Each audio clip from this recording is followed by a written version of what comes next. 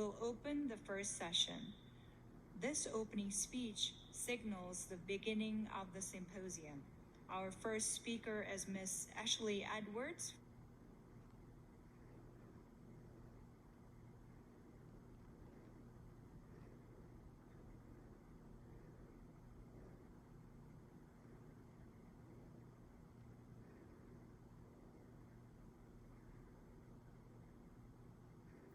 I'm 18 and I was born in a small town called Charleston in a small state.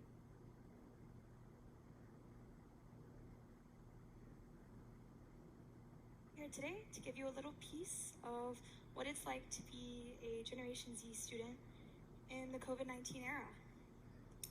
So I grew up in a place built on dirty energy. When I woke up in the morning, if I walked outside and I ran my hand across the grass, if I looked back up at it, it would come back black. See, there was a coal train that ran past my house, and the powder from the dust of the coal would fall on the grass every morning. And as I got older, though the coal train stopped coming, the world didn't seem to change as quickly as I expected. Instead, reports of the effects of global warming continued to grow. Whether it was a derecho in 2013 that knocked out power to half of my state, or the fires that burn every year in California. Global warming is not affecting the future, it's affecting my generations now. And though coal, an industry that sustained my forefathers, was the basis of my community, it threatens the future of my generation, of the generation that comes after us, that of your kids, that of your nieces, your nephews, and just humans that come after you. However, in order to change this, well, there'll be a lot of things that have to change. But humans are used to this. Humans are resilient. From the first spark of electricity to the Industrial Revolution, from the automobile age to the nuclear arms race to the smart age, here we are again facing a period of change. And now I know my generation is open to it. However, as a student, I noticed that hopefully your generation, the one that's already experienced so many changes, can be open to one more great change.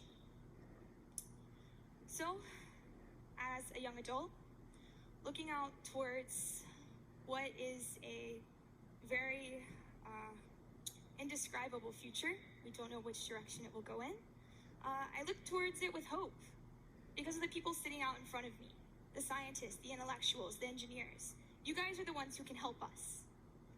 And so, as I look out and I see more Teslas and electric cars going down the street, as I see wind farms popping up in the mountains in my home state, and as I see solar panels speckling the roofs as I look out at a city, I notice the winds of change blowing through society. So I have a simple question for you guys that has a very complex answer. How will you do your part to save my generation's future? How will you do your part to give the world a future worth living?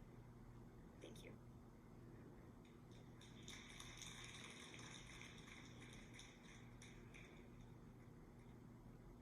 Thank you, Ashleigh, for your excellent speech.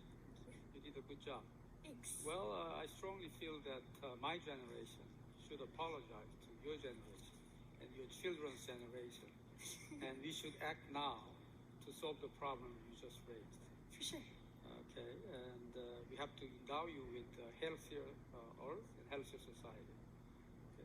What type of subject or the major are you interested in at Johns Hopkins? So currently, I'm an international studies and economics major with a double minor in Korean and Mandarin Chinese. Okay. Well, good luck to your future. Thank you. Okay. Good job. Well, Ashleigh just raised the important question about how can we do that and what we have to do as a start. The problem we